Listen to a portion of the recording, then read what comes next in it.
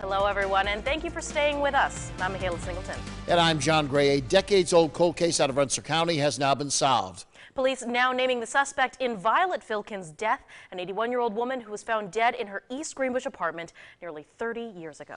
Our News 10's Skylar Eagle sitting down with a detective on the case and a member of Violet's family to learn more now about how they finally cracked the cold case. Wilhelmina Filkins, known to her friends and family as Violet, was found dead in her East Greenbush apartment by her brother Sterling and niece Carol on August 19, 1994. I had the chance to sit down with Carol this morning, who explains when she first thought something was off. And I noticed that the draperies were caught in the door, and I said, this doesn't look like it's locked. And that's when we opened the door and found her right there in front of the door. So it was a big shock. More than 28 years later, we have identified the suspect in the 1994 murder of 81-year-old Wilhelmina Violet Filkins as one Jeremiah James Guyette. Police say Guyette had plans to steal a car and rob a bank to get money for college. Following the discovery of Violet's body, police canvassed the apartment complex, interviewing hundreds of witnesses, including Guyette, shortly after the murder, his apartment just around the corner.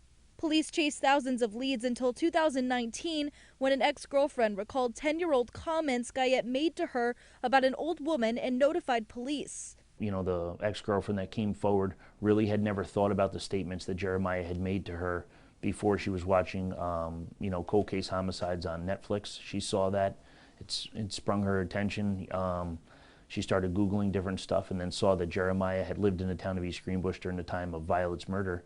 Put two and two together, and once we got that tip, we were able to basically dissect Jeremiah's life, put him at different places he had lived, and then run with that information. On October 1st, 2019, police attempted to question Guyette, who lived in Ulster County. They also spoke to members of his family and co-workers. The next day, New York State Police were called to Guyette's apartment for reports of shots fired, finding him dead by suicide in his garage. His autopsy leading to the final discovery in this case, thumbprints that matched a partial thumbprint from the crime scene, leading police to corroborate the full story with an immediate member of Guyette's family in October of 2022. The thumbprint was the final bow on the case.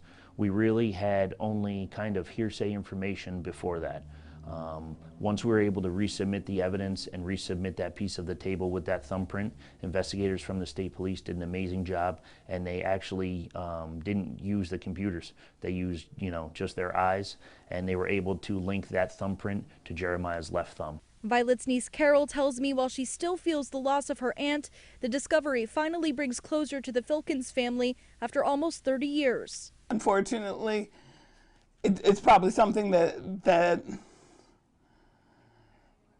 neither party thought was going to happen that day, but it did, and so it was a tragedy, but, it very long time to get the answers, but they have gotten them.